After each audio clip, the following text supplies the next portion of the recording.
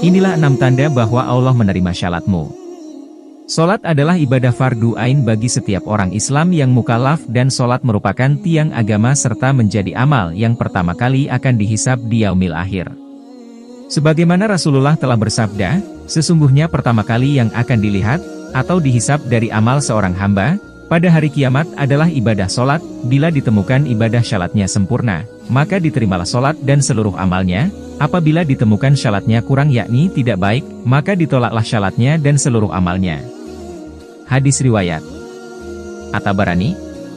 Ada orang yang rajin syalatnya, namun solat itu tidak mampu mencegah perbuatan kemungkaran. Mulutnya masih membicarakan aib orang lain, suka gibah, menggunjing tetangga, bahkan tak segan untuk menghina dan merendahkan sanak saudara. Orang-orang ini berarti tidak merasakan manfaat dan kenikmatan dari solat yang dilaksanakannya. Kemungkinan solat-solat orang itu tidak diterima oleh Allah. Allah berfirman, pada hari kiamat nanti ada orang yang membawa syalatnya kepada Allah, kemudian dia mempersembahkan syalatnya kepada Allah. Lalu syalatnya dilipat-lipat seperti dilipatnya pakaian yang kumal, kemudian dibantingkan ke wajahnya. Allah tidak menerima syalatnya. Masalah ibadah solat merupakan urusannya dengan penciptanya. Diterima atau tidaknya solat seseorang hanya Allah yang mengetahui. Diterimanya solat seseorang terdapat beberapa tandanya, berikut beberapa tanda-tanda Allah menerima syalatmu. Pertama, solat yang dilakukan dengan selalu merendahkan diri. Solat yang dilakukan husuk, menjiwai, takut, dan merendahkan diri di hadapan Allah. Sikapnya selalu tawadu, karena keagungan Allah, rendah diri, tidak sombong dan selalu mengagungkan kebesaran Allah serta patuh terhadap segala aturan-aturan yang ditetapkan Allah dan rendah hati tidak angkuh.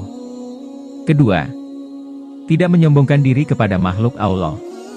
Tawadunya dalam solat melahirkan rendah hati dalam pergaulannya dengan sesama manusia. Orang yang syalatnya diterima, tidak akan merasa dirinya lebih tinggi daripada orang lain. Ketiga, tidak mengulangi maksiat kepada Allah. Barang siapa syalatnya tidak membuatnya menjauhi kekejian dan kemungkaran, maka syalatnya hanya akan menambah dia akan jauh kepada Allah saja. Keempat, mampu mengontrol hawa nafsu.